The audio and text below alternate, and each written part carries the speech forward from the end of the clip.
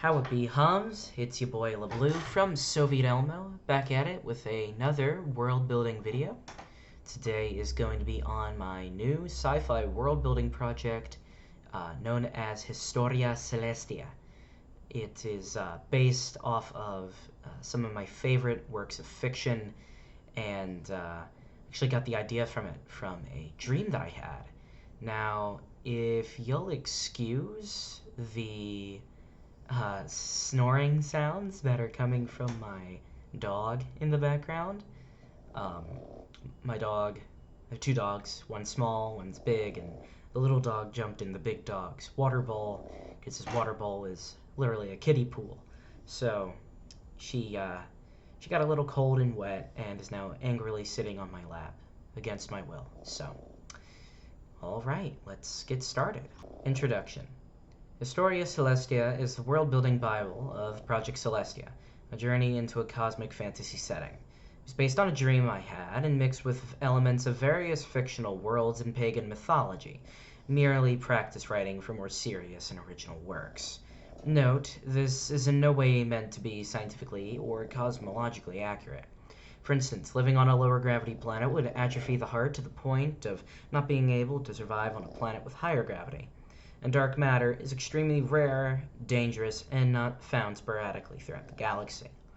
Some sources of world building include My Christian Heritage, Faith, and Philosophy, Dune by Frank Herbert, Greco-Roman, Celtic, Norse, Hindu, and Slavic mythology, Ancient Middle Eastern Religion, All Tomorrows by C.M. Kozman, and The Expanse by James S.A. Corey. What is Celestia? Celestia is the region of the galaxy known to men, nestled between the Sagittarius and Tertiary arms of the Milky Way galaxy. Internal logic of Celestia. This segment of the book is dedicated to keeping the visuals and logic of Celestia consistent. Fantasy may be as realistic or unrealistic as the artist imagines. However, the setting's fantastical systems must be consistent. Energy. The primary source of celestial energy is dark matter, a volatile and mysterious substance found throughout the galaxy. It reacts with regular matter to form a large explosion of energy, which is then harnessed in dark matter engines. Extracting this substance is dangerous and toxic work, which is thankfully done by space whales, large void-surfing animals that consume the dark matter and defecate a refined, less destructive dark matter isotope. Space whales and herders. Space whales travel in herds, wandering the void in search of dark matter pastures. They move short distances via pressurized gas rockets and long distances via an organic warp drive. We have no idea how that works or how it's possible, but we've observed space whales moving at speeds up to a quarter of the speed of light.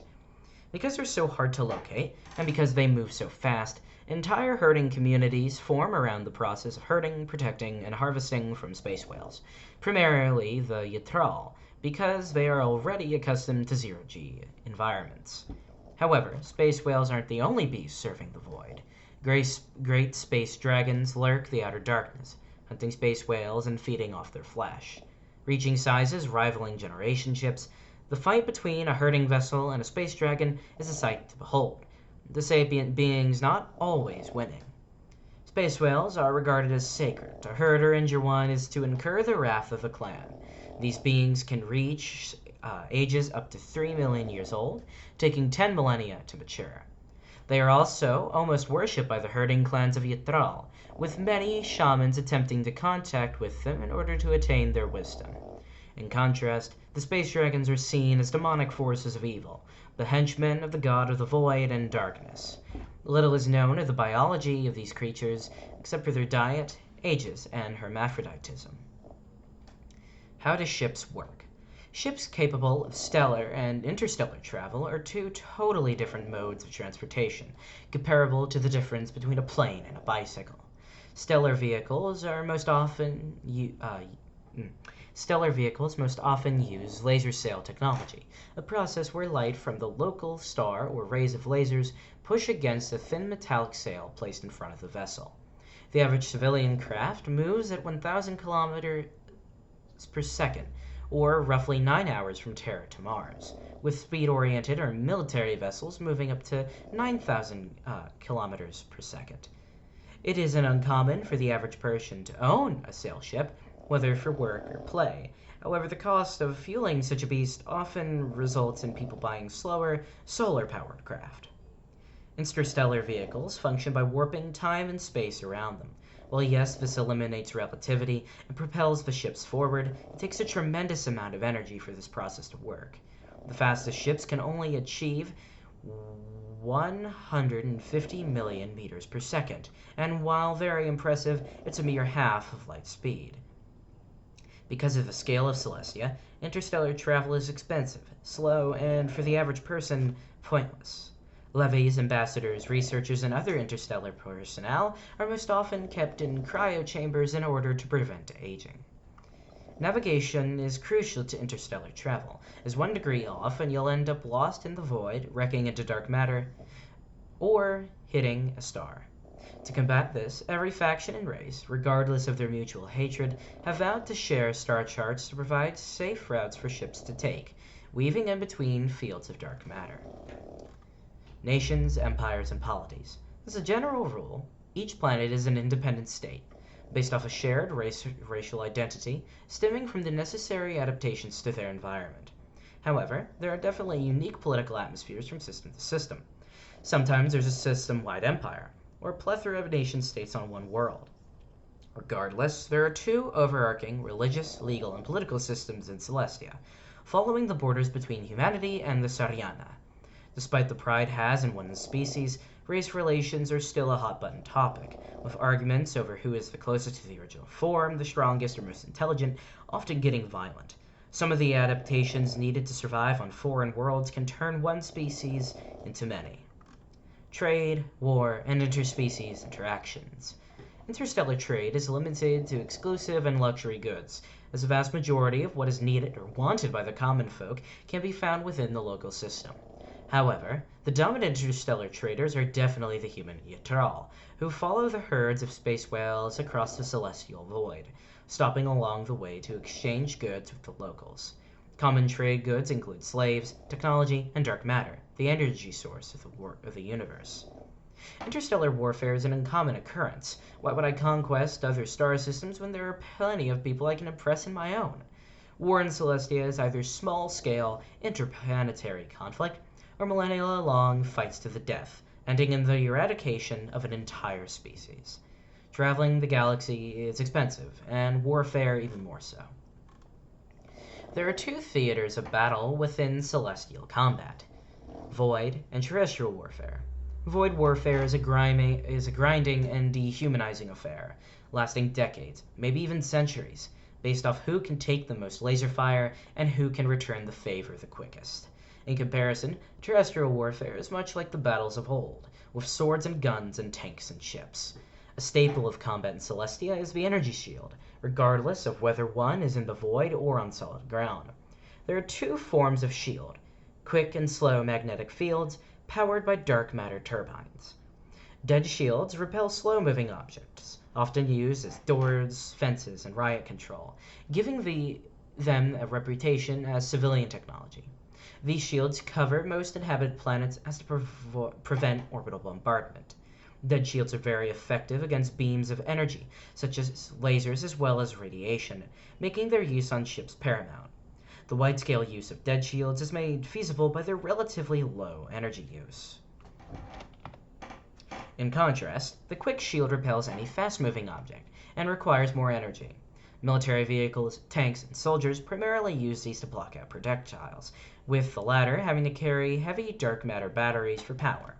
The reason these shields can't black out all objects is complicated, but one of the reasons is air must be able to pass through, otherwise you'd have to carry heavy oxygen tanks. Because of these shields blocking out any form of projectile, and even holding off against lasers for a short while, the use of slow, bladed weapons has made a significant comeback. However, they can't repel things of great magnitude, such as hurricanes, dust storms, or getting ran over by a vehicle, or a large enough laser, thus allowing things such as tanks, cavalry, and artillery to still have an important function in combat.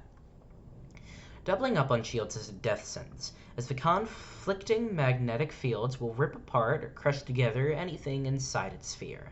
This makes dead shield using ships vulnerable to ancient projectile weapons such as railguns, rockets, and kamikaze attacks. and quick shield using vehicles and combatants vulnerable to lasers, swords, and the forces of nature. There is a mysterious third option known as the Schrödinger shield that reflects anything that hits it, thus making it impervious to both energy and projectile weapons, the problem being that it needs to turn off the shield in order to dish out any damage. Lasers have their limitations. For instance, they need very clean air to travel, otherwise the rays of energy won't be focused. Due to this, lasers are mostly used by vehicles, as the necessary bulk of the weapon makes them hard to carry. The only use of handheld laser weapons are sniper rifles, as they can be loaded with dark matter batteries to compensate for the high energy requirements. Smoke grenades are often used to block out lasers, being a necessity for the average soldier.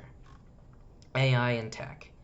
Early in mankind's industrial history, there were fears synthetic life would surpass and eliminate their biological forefathers. These fears were realized when the seventh Ancestus forced his subjects to download his consciousness onto a chip inside of their brains. Over time, the AI he used to oppress them rose again alongside the free human resistance.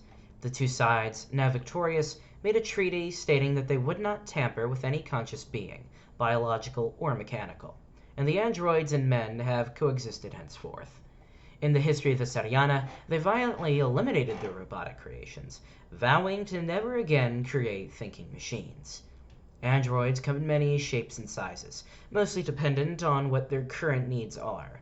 However, they all have certain universal strengths and weaknesses over biological life. Machines are far better at mathematics and logical decisions than humans, yet are clouded by their ignorance of the random and chaotic nature of reality. Machines have rotatable joints, replaceable parts, and immunity to disease, but are riddled with rust, corrosion, and magnetic pulse, with the latter being sudden, irreversible death.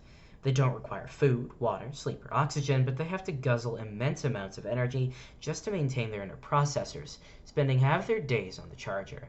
Overall, androids are no more different to man than any other species of alien life, built with flaws, strengths, and beauty like any other. Dates and calendars.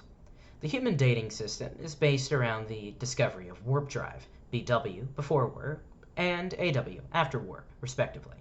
You, the reader, are living around the year 2500 BW.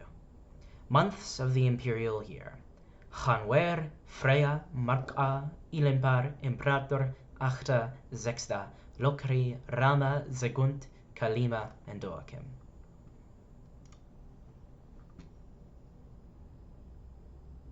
That was my reading of Historia Celestia, at least the first chapter, known as the Internal Logic of Celestia. I hope you enjoyed. I would really love to see comments on these videos, your suggestions, critiques, anything you have questions about, things I can expand upon, or any inconsistencies, or if you're that type of person, grammatic and spelling errors I've made on the pages. Thank you for watching, and have a great day.